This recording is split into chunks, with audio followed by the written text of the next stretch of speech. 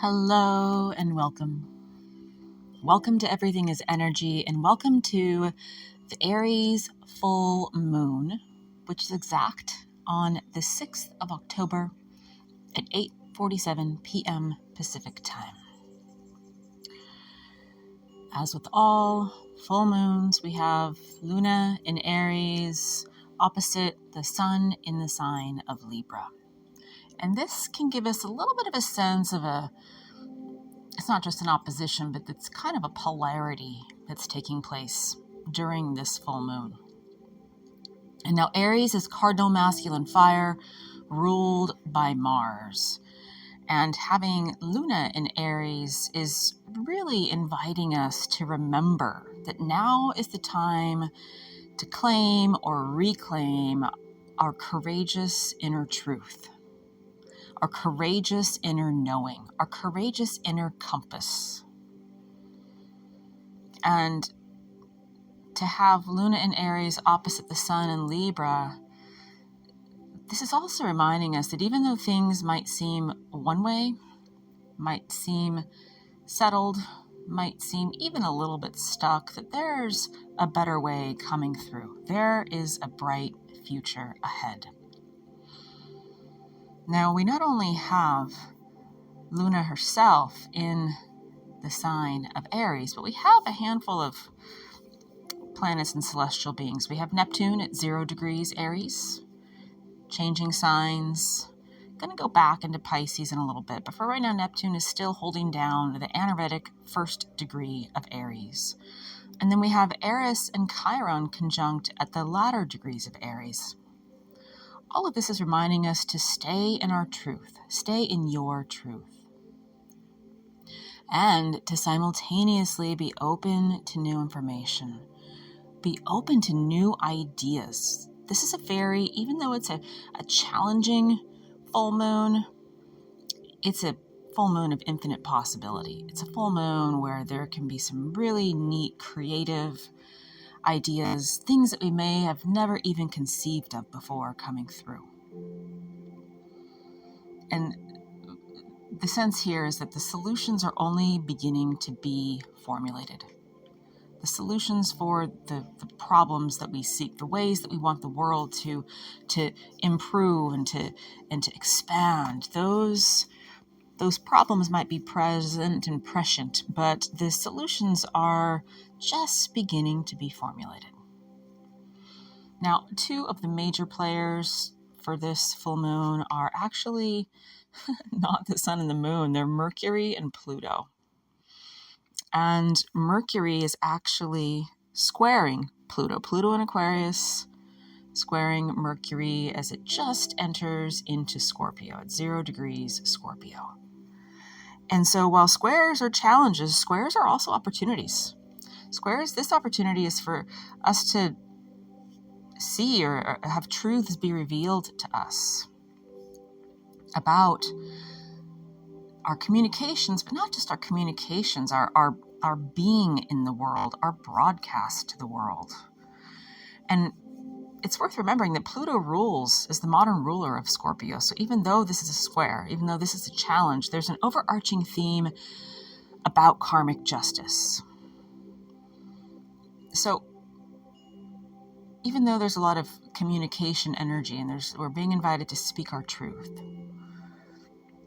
Pluto in Aquarius is reminding us to do so from our inner knowing, to do so from our heart, and to be cautious about being reactionary with our truth. Scorpio is known as the scorpion, so it can also sting if it gets a little too passionate. So the caveat here is to get creative and to get energetic. It's almost like getting telepathic about our communications. So there's new downloads, new ways coming online for us to understand ourselves and harness the ability of our consciousness as a communicator. So again, this is helping us lift up and out of just simply the words that come out of our mouths, even though those are extra important right now, and the words that we type and write and text. Those are also extra important, but there's just this vast, expansive download about who we are as communicators. And this is supported by Mercury being quincunx to both Neptune and Uranus. Neptune and Uranus are sextiling each other, but Mercury quincunx Neptune and Uranus is reminding us that these challenges that we are experiencing in our lives are about something bigger. They're about something deeper. They're about something more profound than we may realize.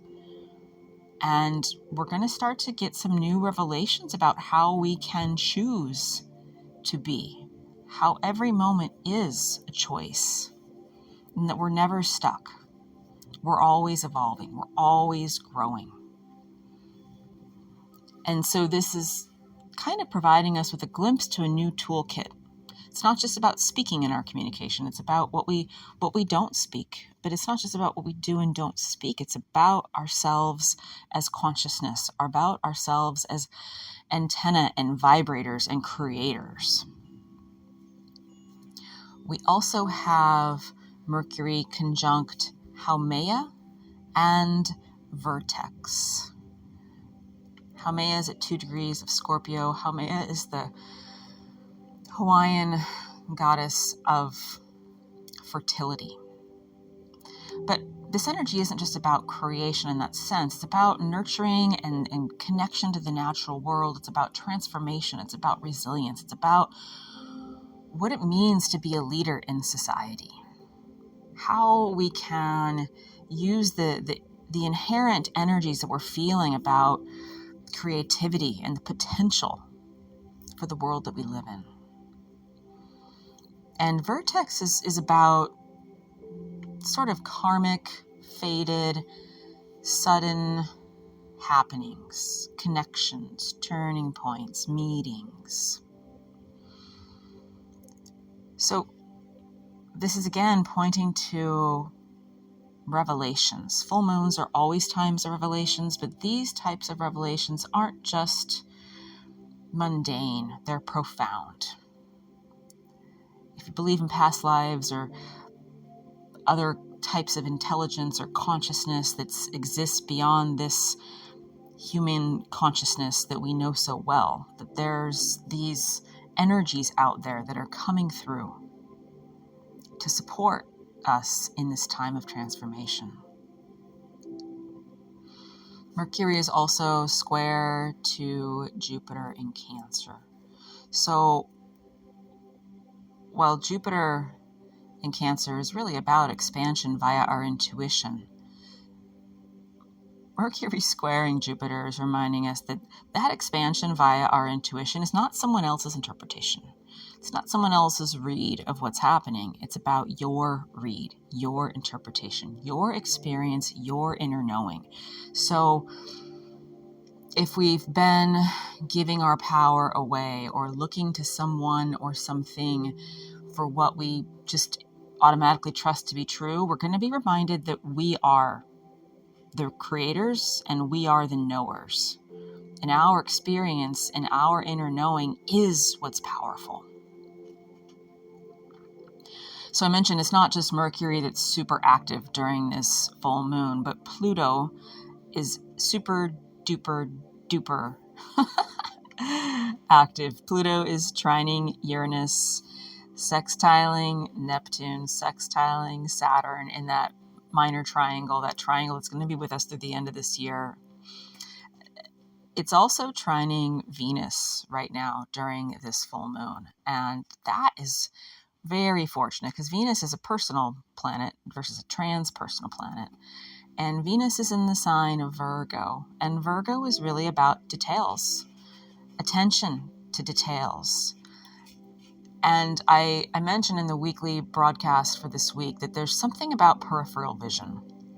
There's something about not just looking at the same old thing, not just marching along in linear fashion. There's something about things coming in, downloads, understandings, being willing to trust the energies that we perceive that might be coming from a different space or a different dimension or a different sense that we might have of what's going on. Pluto's also squaring Mercury, Pluto's squaring Mars, and Pluto's opposing Jupiter. So all the rest of those personal planets, Pluto's kind of saying pause. Things aren't what they seem in 3D necessarily right now. That there are higher vibrations, higher intelligence, higher just downloads and information coming through from the cosmos. And so Pluto is also reminding us to be still and to be silent, and to remember that our silence is also a communication.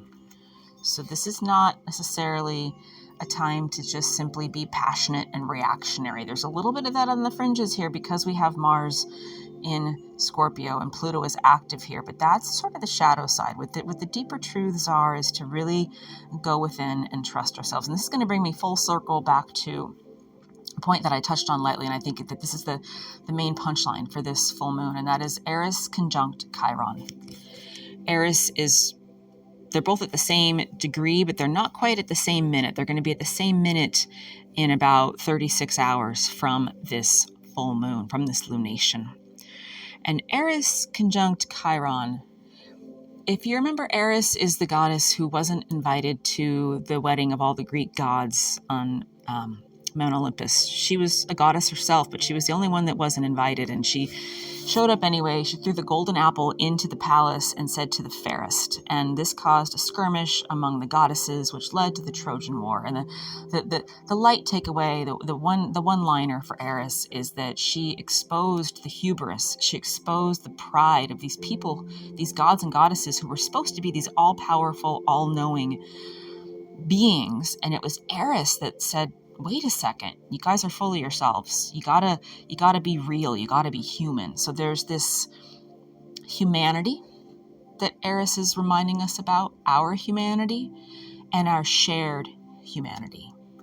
So the I am of Aries is very much about who we are as individuals, but also conjunct Chiron. Chiron is the wounded healer. Chiron spent his whole life trying to heal himself and ended up becoming this great sage, this powerful teacher of ancient wisdom traditions, because he was teaching everybody what he was learning as he was trying to heal himself. And that metaphor is so in line with what's happening right now, that we are the change, that we go first. But it's not just about us. It's not just about our ego. It's not just about being right. It's not just about winning.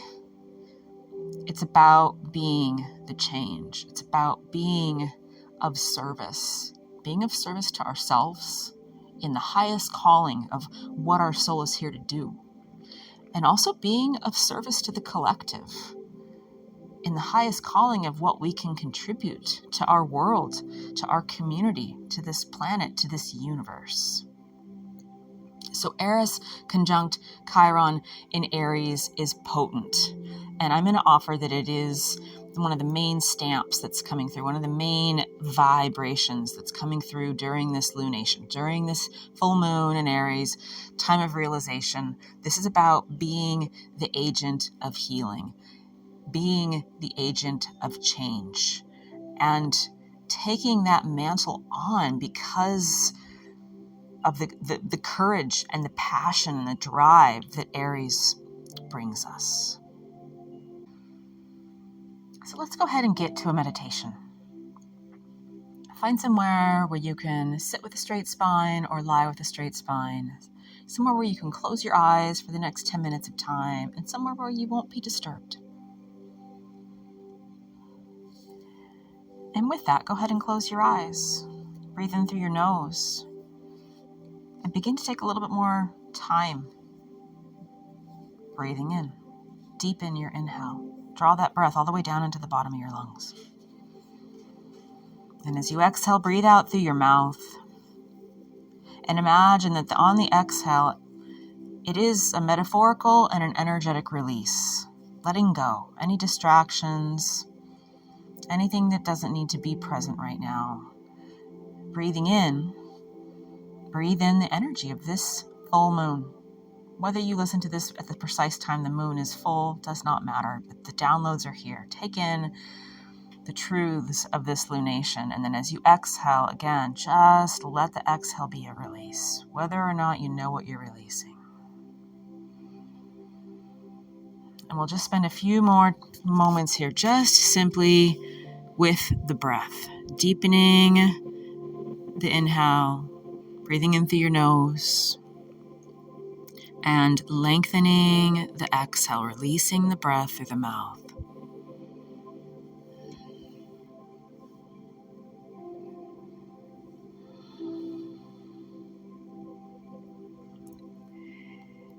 And see if you can start to sense, even with this minute that we're spending right now, just simply breathing, the power of your consciousness and the power of your breath. See if you can already start to feel a little bit of a shift, a little bit of a homecoming, a little bit of a comfort or a peace or a stillness.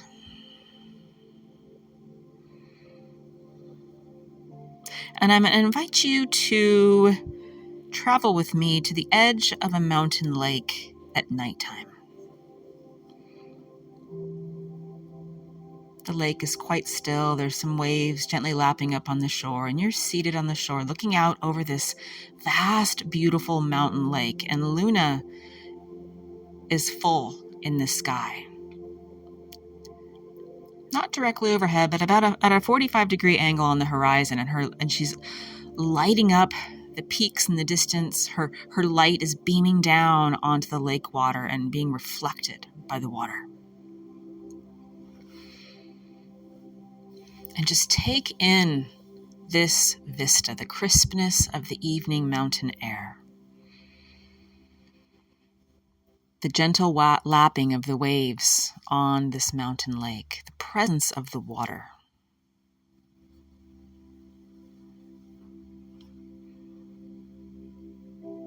And as you're looking out over the water, connecting to the light of the moon, there's a beautiful golden purple lotus flower that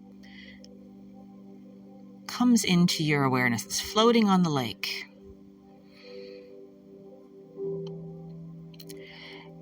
And notice how this lotus flower is lighting up as it's connecting to the light of this full moon. And as you're watching this lotus flower sort of commune with the cosmos, with the stars, with the moon, as if it's absorbing eagerly, receiving nourishment, receiving energy from the stars and from the moon, you begin to connect with this lotus flower. And imagine that your heart center, which is often depicted as a lotus flower, is opening up and connecting to this beautiful golden purple lotus flower that's just floating off in the distance on this lake. And your heart instinctively knows that this is of the moment. And so your heart's opening. And just like that lotus flower, it's connecting to the light of the moon, connecting to the light of all the stars, all the planets, all the cosmic intelligence that's being beamed down onto our planet and into your heart during this full moon.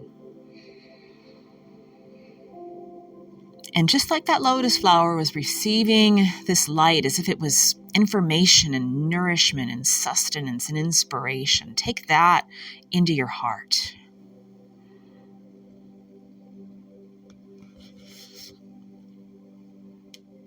This energetic sense that everything is aligned. Everything is right on time. And as you take it into your heart, you also start to sense how necessary you are. Your heart is. The light from your heart, the light of your consciousness, how powerful you are at this time on our planet. It's as if Luna is touching your heart center and activating you.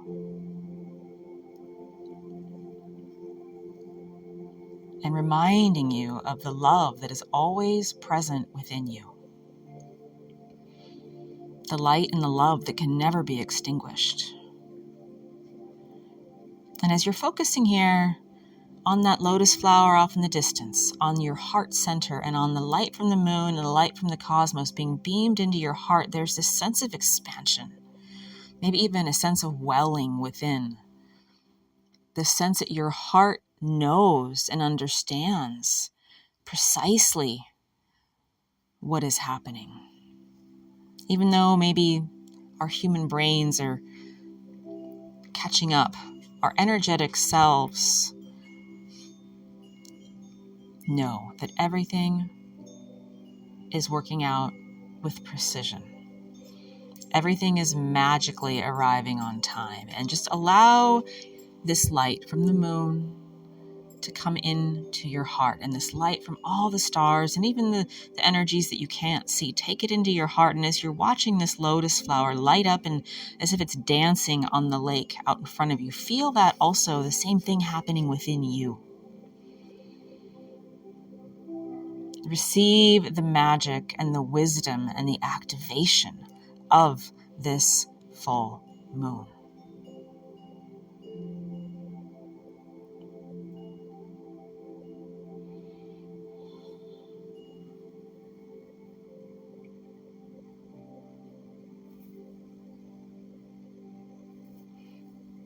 And it's as if while the moon is reminding us of how intrinsic and powerful and important each of us are here at this time on our planet, the lake water and the lotus flower are reminding us to lead with our heart and to lean on our truth and our sense of what is true, and to trust ourselves. Water is a symbol of emotional intelligence. And the lotus flower is the flower that is beneath the murky surface of the water until the day comes when it decides it's time to bloom. And this lotus flower has chosen this full moon to bloom and to connect with the light of the moon and the light of the cosmos, and to bloom as if to remind you that you are blooming as well. And even if you're blooming in the middle of the night, beneath the darkness of the sky and the light of the moon, and no one else can see it, you know it, you can feel it, and that's what matters most. Nothing to do besides simply receive this energy, receive this light into your heart, into your energetic field, and feel how your heart is informing every aspect of your being, every aspect of your physical being, but every aspect of your energetic being, your mental being, your emotional being, your spiritual being. And just a few more quiet and still moments here. Receiving the light, receiving the wisdom, receiving the peace and the nourishment and the sustenance, and the intuitive knowing, as I mentioned, that everything is right on time. Everything is always working out. That you are a powerful and magical part of this interconnected web of consciousness that's bringing new things to our planet.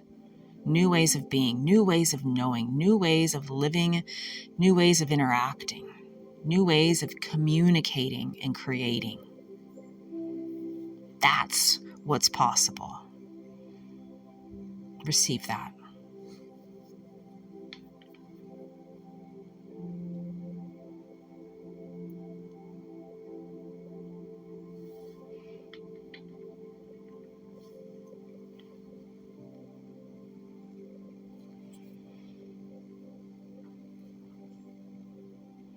Wonderful.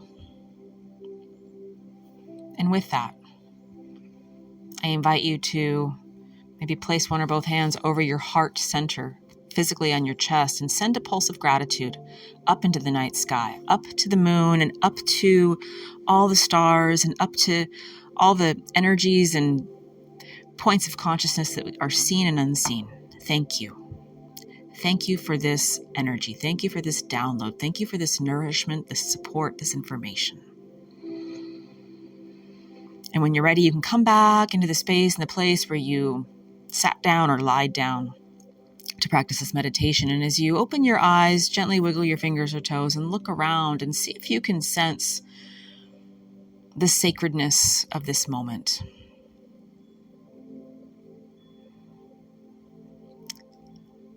And I invite you to set the intention to carry that sense of sacredness with you throughout your day to day, and to come back to it whenever maybe you need a reminder that every moment is sacred and every moment is a powerful point of creation. Thank you for joining me. Thank you to all the thousands of people who are weaving this web of light around the world, hundreds of countries and thousands of people. It's a beautiful time to be seeding the planet with light. I'm going to be rolling out some more new offerings in my online herbal store in the next lunar cycle of time. If you're not on my email list and you have any interest in herbs, herbal remedies, and or astrology and energy healing, I'm going to have a very special guest for a workshop here on astrology, and I'm going to be reintroducing my Astrology 101 course. So always lots of great discounts. If you're on my email list, I'll put a link to that. Have a blessed full moon. Have a blessed full moon. Bright blessings and so much love.